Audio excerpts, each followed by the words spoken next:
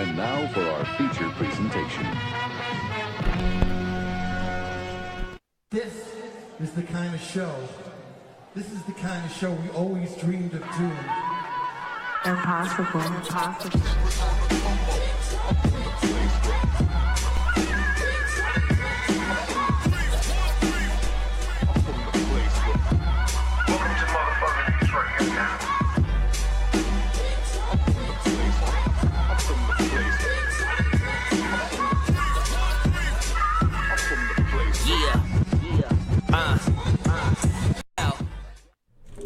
What's going on, family?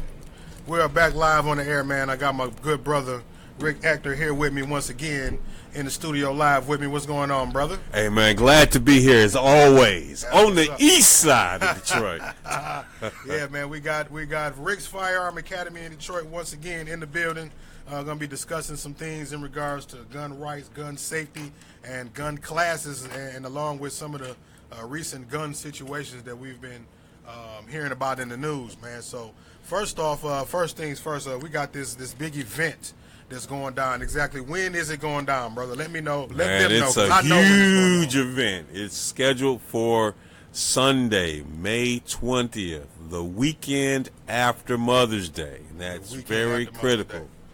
The weekend after Mother's Day on that Sunday.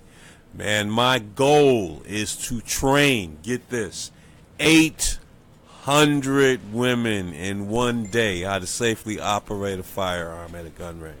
And he will do it. I mean, last year, what was it, 600 or 700? 600, man. I got more spaces. I got more lanes, more instructors, so I'm going for 800. I don't know what the record is, man, but I'm going to be bigger and better than I was last time around. So 600 was the mark last year. We're going to do 800 this year. That's what's up. That's what's up. So y'all been seeing me post about this for the last couple of weeks, and we're going to have the good brother come in as many times as he needs to help promote this event and to get y'all out there so we can get you all involved, because there's a lot of ladies.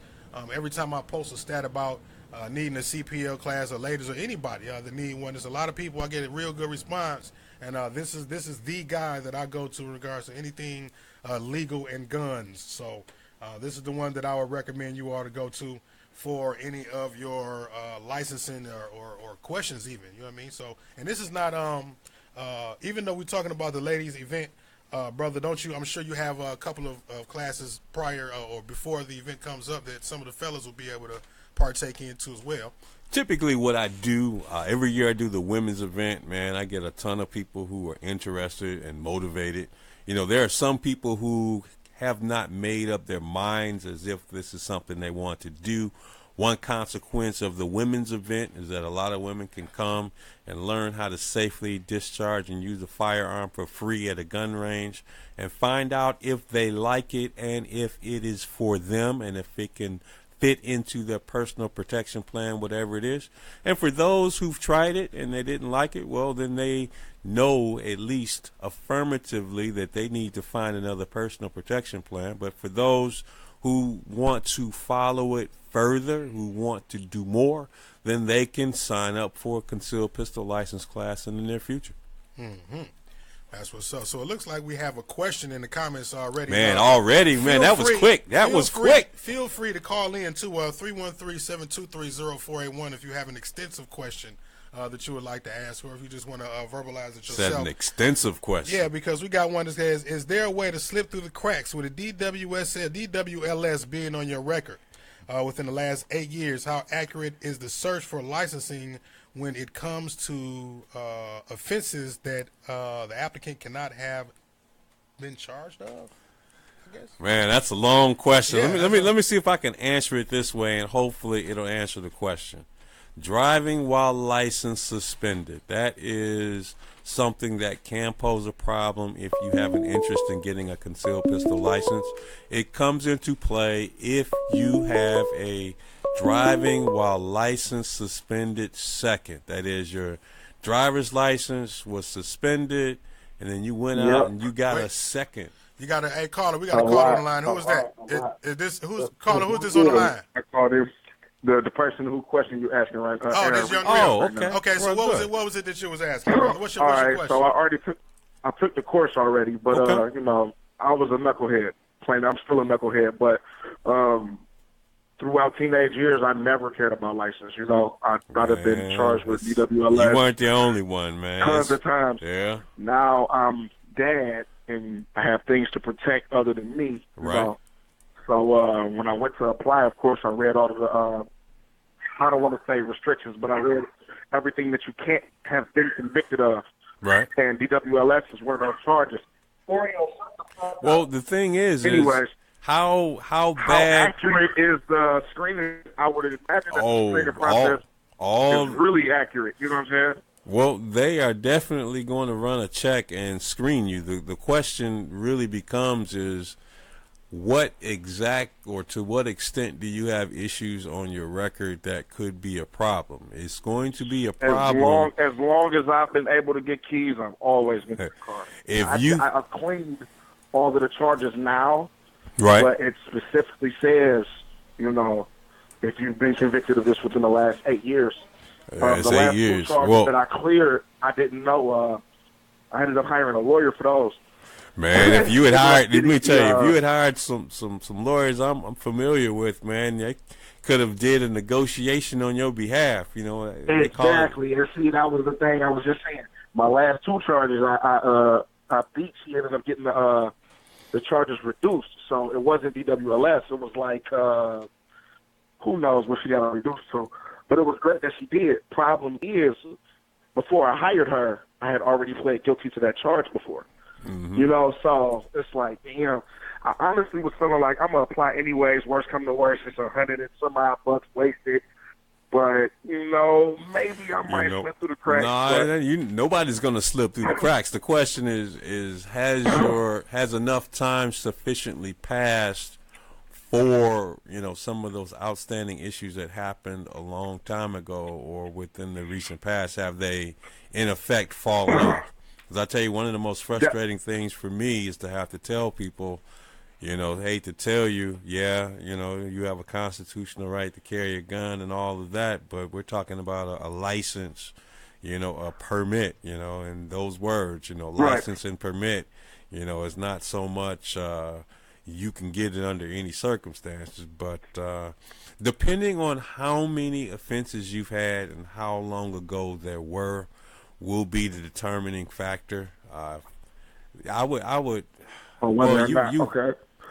Well, one thing I would do, man, I would go to Secretary of State, man, and have them run your record, run your driver's record, and print out and take a look at it and see what they got, and try to figure out as best you can if you qualify or when you will requalify. Right. Okay. So, outside of that, I'm not going to tie a line on where there's probably more people that want to call. If you can touch on open carry outside of actual concealed carry throughout your conversation, throughout your session, I would very much appreciate it. Because I ride I know somebody that they keep it on them anyways. Man, you know something. Let me tell you.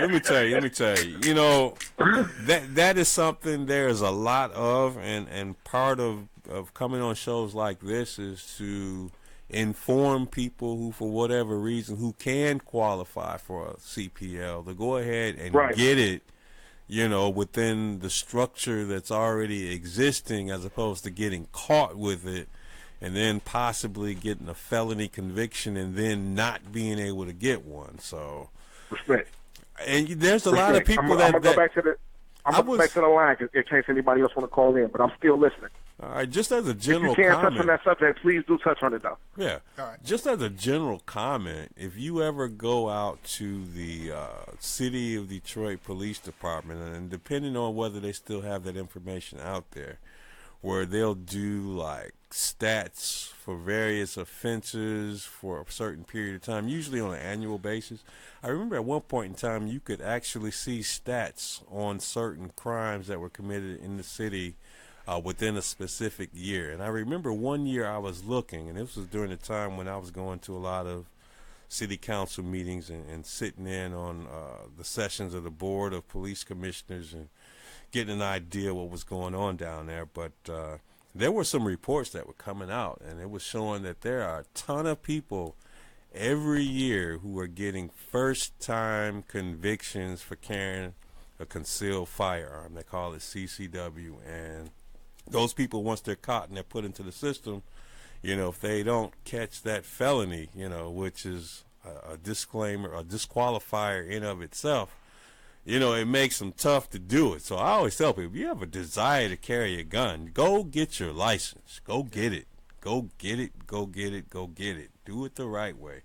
Don't get caught with it. And yeah, I know what a lot of people say. I'd rather get caught with it than get caught without it. But you know what?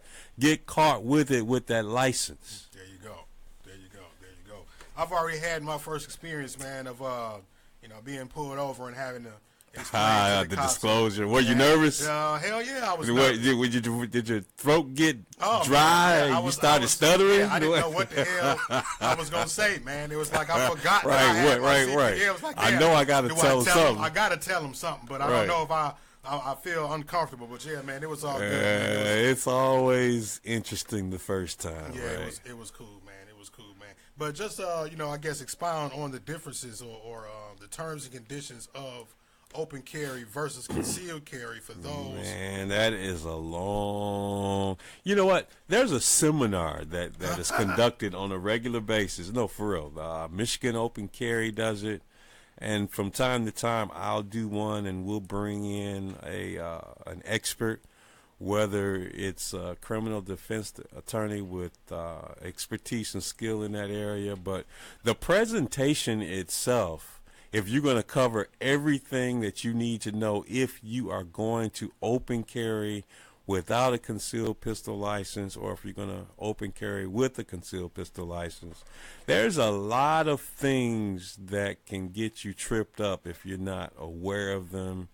And man, you know what? I love to share information, but I'm reluctant, because if I just give you just a little piece of it, there's so much other stuff that I'm not telling you that you Just might. as important. That's very important. And the last thing I want to do is for someone to get jammed up to catch a case and get convicted and catch a felony. Man, Rick told me that I could have. Right. I don't want my name associated with you getting some bad information and losing your right to own or carry a firearm. So I would say, if you have an interest truly in open carry, I want to encourage you to keep that interest going. But I'd say, look at some resources that are out there. Michigan Open Carry is a very good resource to learn about open carry, and they have some events from time to time. And in the past, I've done a few. Maybe that's a hint that I need to do something coming up relatively soon. But there's a lot to it. There's a lot to it. And as much as I want to encourage people to lawfully open carry, if you don't have a concealed pistol license, I don't want you to get jammed up on some of the things that go along with open carry that you may not be aware of and get caught up. And I would hate for that to happen. He just said it earlier. If you want to carry, just get the license. Just get the license. It's a whole lot easier. You're going through the class and you're learning all of the ins and outs of what you can and can't do. As opposed to going out there blind and you know, just carrying it and without the license, and you don't know the laws and the rules and regulations to the situation. Man, there's a ton of laws out there. I tell you what, as a matter of fact, when you apply for a concealed pistol license, they will give you a CD, and it has firearms laws of Michigan. And if you were to print out this document, it would be, I don't know, at least 100, 200 pages of every law on the books at the state level in Michigan that even, get this, tangentially cover firearm laws. And it's huge. No one I know has actually read every single word in this PDF file, in this document that they give you. Some are going to be more relevant than others, but the bottom line is there's a ton of gun laws on the books, and you need to at least be familiar with the more important ones, and those will be addressed in a good CPL class. Somebody asked me a question that I thought was kind of interesting in regards to carrying a weapon. Now, there you go. Does the thing a weapon, right? A firearm, not a weapon. There you go. Here's the thing, man. Carrying a firearm now, it does the same thing applies when carrying like a pellet gun, like a BB gun, as it does when you have an actual firearm. Is it the same terms and conditions? Man, well, look at what the state of Michigan considers a firearm to be, right? If it shoots a projectile that is, let me see if I remember this correct, 0.177 of an inch, it's considered a firearm. And so if that 0.177 diameter, you know, it probably fits the definition of a pellet gun, technically you're carrying a firearm. So whatever gun laws exist, they will apply if you're carrying that pellet gun. I did not know that. Yeah, now you know it. Yeah, that's what I was saying. Somebody asked me, and I'm like, I'm gonna ask my buddy when he gets back over here. So yeah, man. Be careful. Why would you want to carry a pellet gun anyway? It was just a question. I mean, something happens, you're just gonna make somebody mad. Did I say that out loud? Yeah, pretty much. Pretty much. You don't want to carry your pellet gun, man. So we got. Once again, for the people that just came in, we got quite a few people that just tuned in. We were here with Rick Ector, and we're discussing the gun class that he has coming up very soon, the weekend of Mother's Day. No, the weekend after Mother's Day, on the 20th, Sunday the 20th. After Mother's Day. My goal is to train 800 women. That's 200 more than we trained last year. Last year was 600. This year we want to train 800 women how to handle, load, and discharge a firearm free of charge. You have to pay absolutely nothing. Just give me some of your time. You're going to come in, you're going to sit down in a general session with a few other women, and you're going to get, you know, some safety rules for using and storing a gun. We're going to pair you up one-on-one with a qualified firearms trainer, and we're going to even provide the gun and the ammunition, and you're going to shoot, not a lot, you know, 11, 12 rounds at a target, and you're going to hold this target with those beautiful holes you just punched into it, take your picture, and we're going to say, hey, thanks for coming. Come next year. Maybe next year we'll try 1,000, but right now we're shooting for 800. That's what's up. That's what's up. And again, man, I feel this very important, man, for not only people in general, but for our ladies, because we have, way too often we see on the news where, you know, something happens, some creep is taking advantage of a woman who is, you know, what I want to say, not unarmed, but basically, you know, unarmed. You know what I mean? And well, you know, just in general, man, just women are the preferred target of these knuckleheads, these bad guys who are out there on the street. You know, they see a woman and say, you know what, she looks safer to victimize than a man does. And if she's of a smaller stature, you know, then all more and the better. And heaven forbid she's out and it's dark and lights aren't on, or in a bad area of town, and she's kind of held up because she's got, you know, small children with her. You know, it's something that someone would have to be truly heartless to do, is to run up on a woman with small kids with a gun in their hand and shove it in her face or her kid's face, you know, and demand whatever personal property that she has in her possession, you know, just to, you know, earn a few dollars. It's the most tragic, it's the most dastardly deed I can think of. But there's some guys in our town who put in work exactly that every day, who go out playing the role of predators. So my thing is, I want the preferred victim, I want the women to at least explore the possibility of using a firearm. On me, no expenses out of your pocket. Come to this event on this day, assuming you register. You're the first 800 to sign up. On the 13th is when registration starts, and we will put you in a gun booth one-on-one with a qualified trainer, and you will learn how to shoot a gun and some of the things that you've heard about with regards to operating a gun, what it's like and what it takes to do it. This is your opportunity to find out if this is a possible solution for you. Right. Free. Did I say free? Free of charge. Free. Free of charge. Costs you nothing. Absolutely nothing. Free. Your Gun time. rental, ammo. I just want a little bit of your time.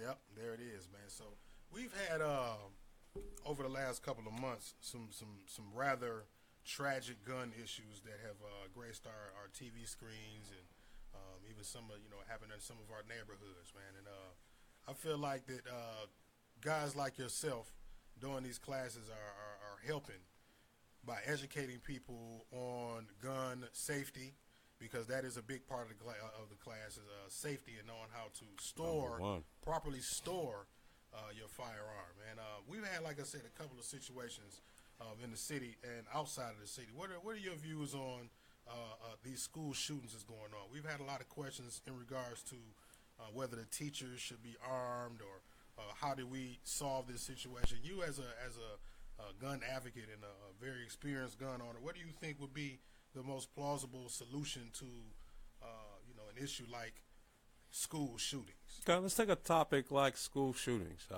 If you've been in the city of Detroit for any period of time, then it's something that there's a protocol, a procedure that's already in place. Am I going to tell on myself how old I am? All this gray hair I got on my head. Look, I went to high school here, graduated, in 1984. That puts me up there. I am old.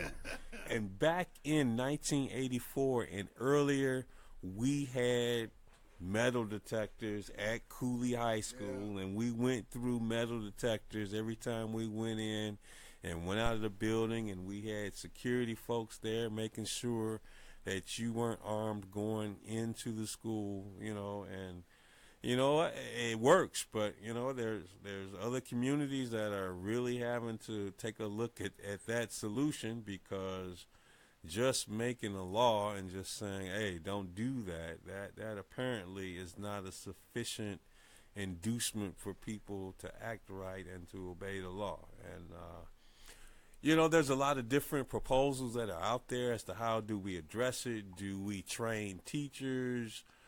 Do we train other people, other school personnel? Do we install metal detectors? There's a lot of proposals on the table, and a lot of people are just going to have to make a decision. The one thing that I think is not a decision is a person who did not do it should not be disarmed. I, as a resident of a particular community, if there's a problem with shootings at schools, I shouldn't have my gun rights diminished or reduced because one person went into a school and shot it up because he could, because there are no measures or protection there to effectively safeguard what we say is our most valued resources are our children. And if we truly believe that, we need to do something to protect them proactively. Did I answer your question? Yeah, you most I know I was rambling on for a minute, man. You most definitely did. It's like we have metal detectors at the banks to protect the money. Yeah. Right? What's more important? Sometimes we have metal detectors at some of these bars and clubs to protect the liquor. I mean, what are you protecting at the club? Hey, they're protecting that money is what they're protecting. But the question, theoretical, the question I have, hypothetical question is, what's more important? Exactly, the money or the kids? And that's what I'm getting at. Like, if we have these type of safety precautions in place at establishments that are less important as far as the cargo that is holding. I mean, we don't care that much about the kids to put that same security around them. You know what? If they're important, let's find a way to safeguard them. And there's a ton of people out there who just do not like this whole idea of teachers and guns. And by all means, I'm not advocating that all and every teacher carry a gun. I'm not. All I'm saying is if there's a teacher that's willing to lawfully carry a gun at school, they should be allowed to do so. And of course, that's all, based on that teacher having permission from the school district or the local principal and having sufficient training and be allowed to have that firearm in school, to have someone there, not to, start suffering, a bad thing happening on school property, and then having to call the authorities to show up. And then, like in Florida, we just saw where police showed up, and they just, for whatever reason, they decided to just stand down and just hang out outside and just wait, and twiddle their thumbs while his gun's bigger than ours. We just wait out here till he gets done. While people are getting shot. And you know what? Ever since Columbine years ago, the protocol has traditionally been: don't wait, don't huddle, don't wait for a huge group of police to get there. When you get there, go in there. And for whatever reason, they didn't. And, that's for the policymakers to ponder what could have been, or maybe, loss of life could have been minimized. But we have to do better than having the police there and just chill outside.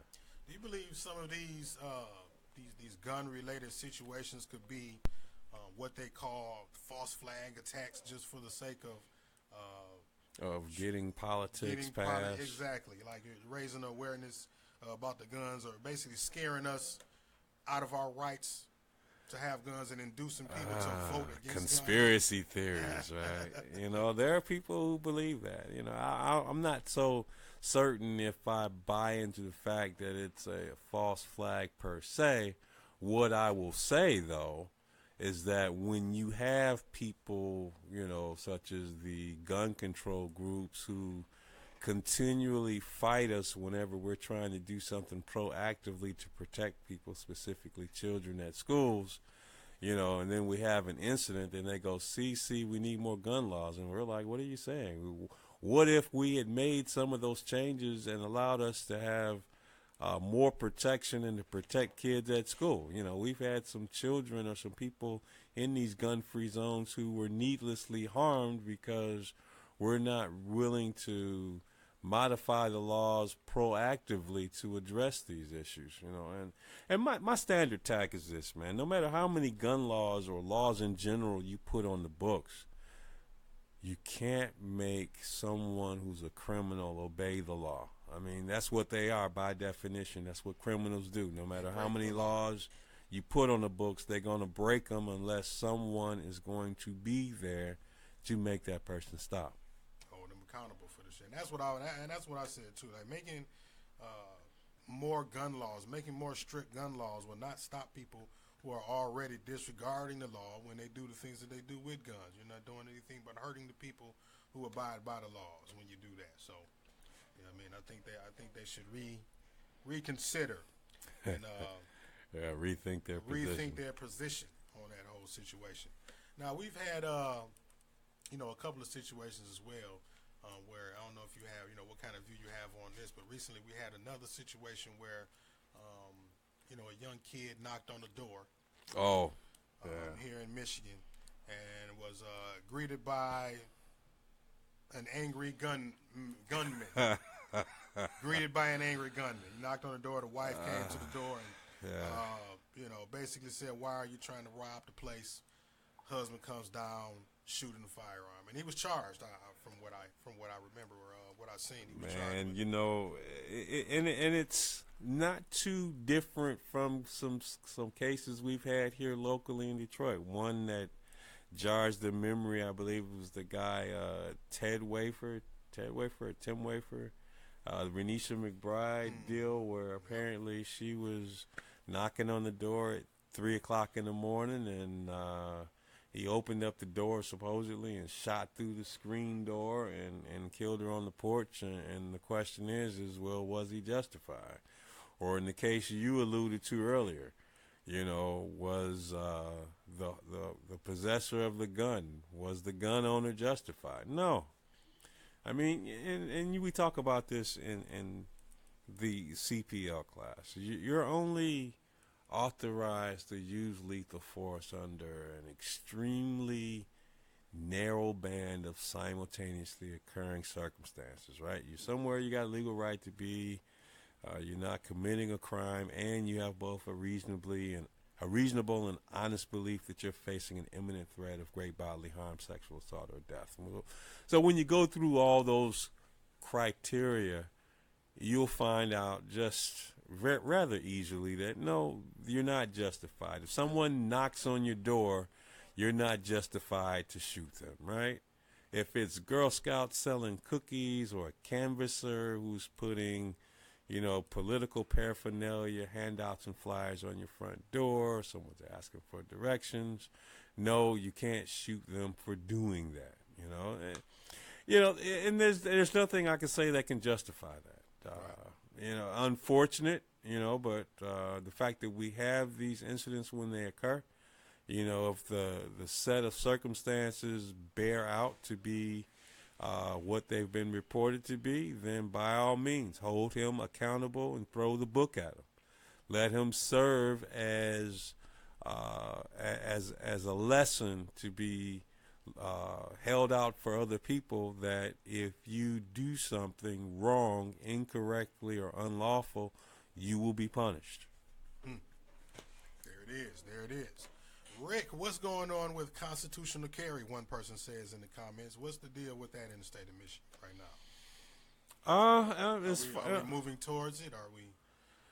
There was some proposed legislation that was, I think, at the federal level that they were looking at and talking about. So it's been discussed.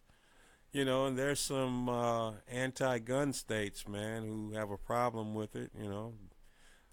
There's been talk of reciprocity, being able to exercise your gun rights in a state that doesn't, recognize the gun rights of its own citizens. So there's a lot of talk, but nothing has passed. But, those of us in the gun rights community who want to be able to exercise our ability to carry firearms lawfully in more places, that's always a challenge, and it's always something that we're working for. If you've been, checking out social media, you see that we're holding rallies, and I say we as in the pro-gun community, the pro-self-defense community, are holding various different rallies from time to time at the state capitol to lobby for more gun rights, and obviously the other side, they feel contrary, and they're going to lobby for their point of view. But it is what it is. As long as you have that desire and you're willing to join a gun rights organization, you're willing to be a part of it, you're willing to go to a rally, you're willing to lobby your elected representatives, you're willing to write letters to those representatives, you're willing to get involved, then the more people we have to do that, the greater chance we have of getting what we want. Otherwise, if we just stand pat and sit on our hands, then the other side is going to try to make a move and try to get some traction in their direction. Now, as I've been to your class, one of the most informative sections of the class has been the legal section. It's the most important part. Most important part, right? And you've had some very decorated guests in the arena of the legal rights of owning a gun and things like that.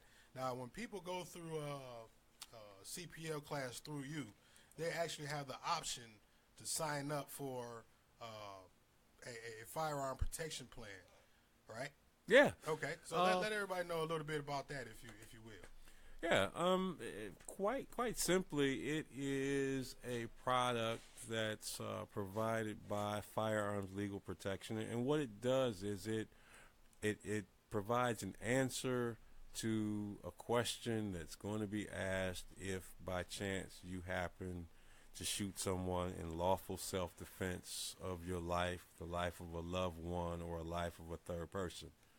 The question that's going to be asked, well, first and foremost, if you're involved in the incident, there's a very high probability that you will be arrested and taken into custody. And depending on the results of that investigation, and of course, depending on whether you choose to exercise any statements or observe your right to remain silent, these will all be factors that determine whether you'll be charged with a crime. And heaven forbid you're charged with a crime. You got two options. You can either hire the criminal defense attorney you want, or if you don't have the financial resources to do that, you'll have to take a chance with the public defender. I'm not saying every public defender is not capable of doing a good job. I'm just saying it's going to vary. Your experience is going to vary from person to person.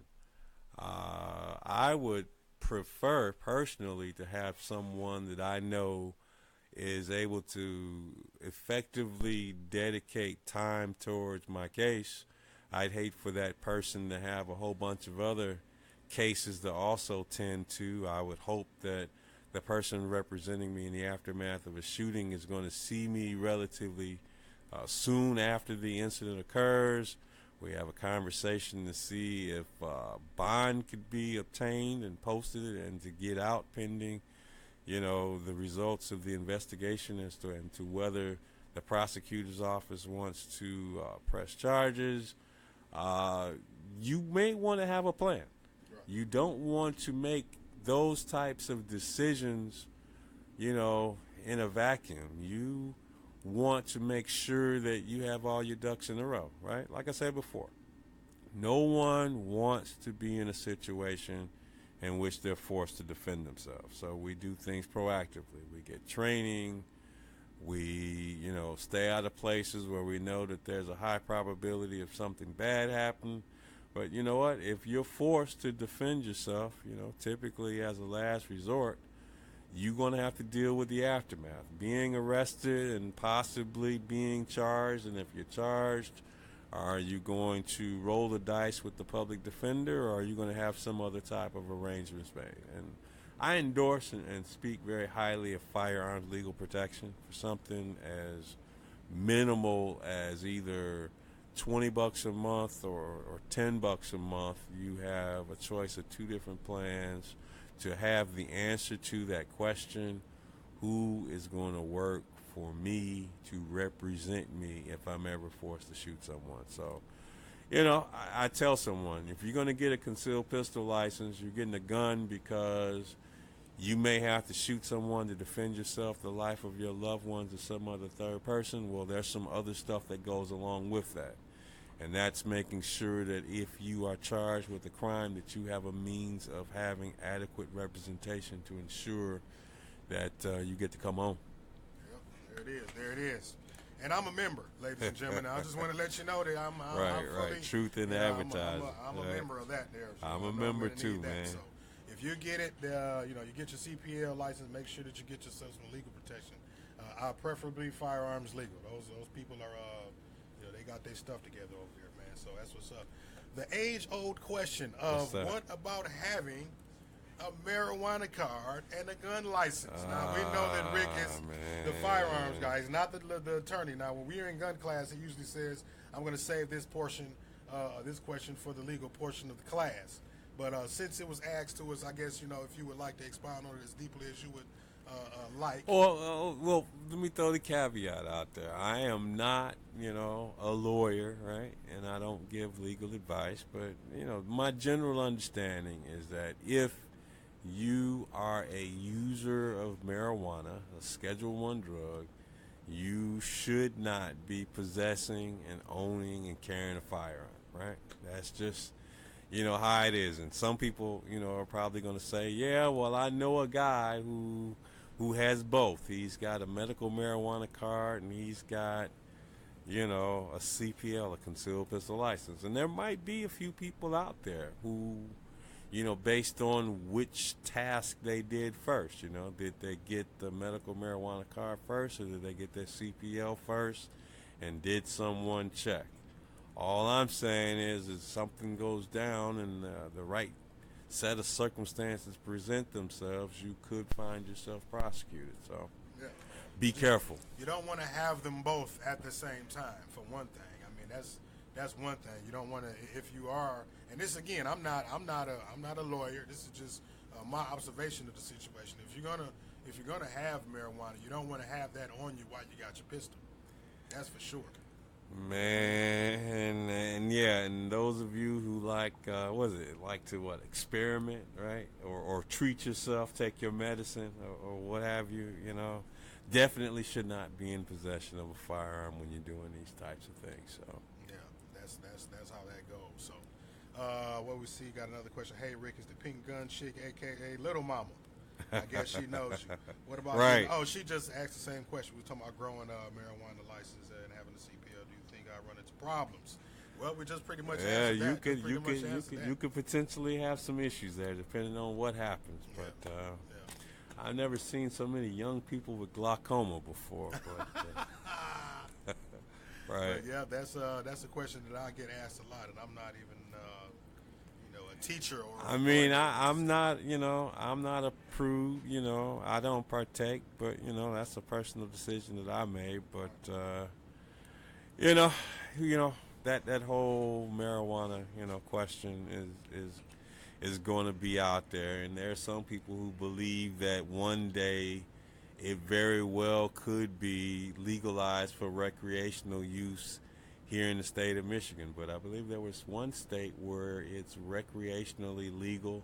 It's still against federal law for them to be possessing and owning a firearm. So it wouldn't make a difference. Govern yourself accordingly. Even if they did legalize it, basically what you're saying, the same rule would still apply, even if they legalize it recreational.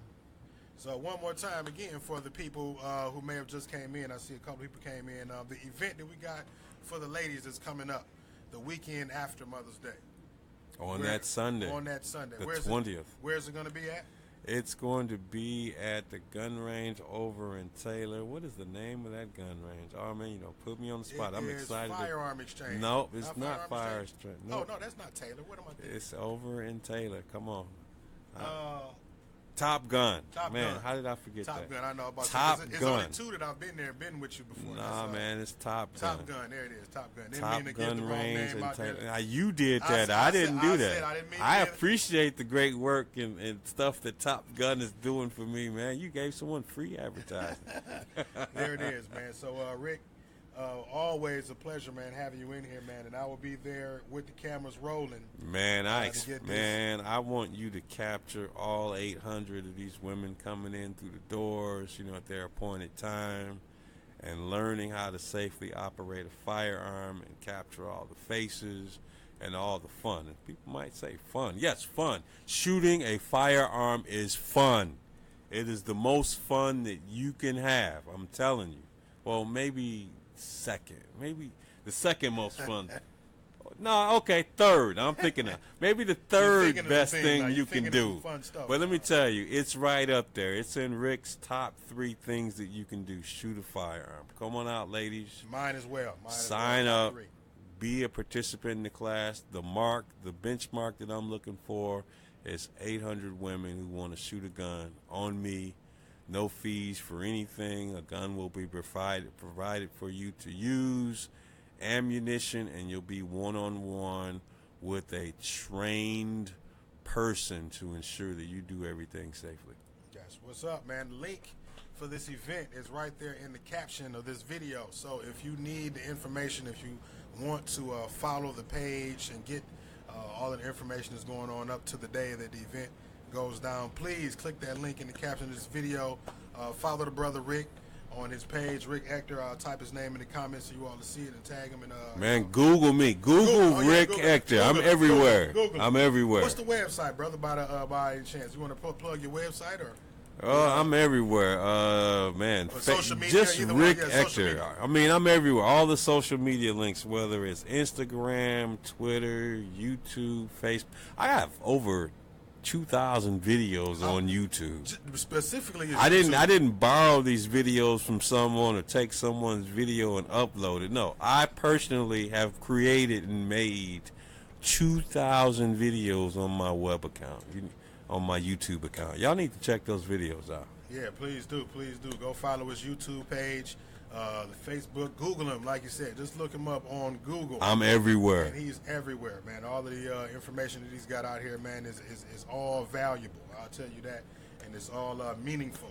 So once again, like I said, man, it's always a pleasure to have you in here. Man, it's always a pleasure to be here. You know what I mean? And I'm looking forward to this next event and getting this footage for you. It's going to be awesome.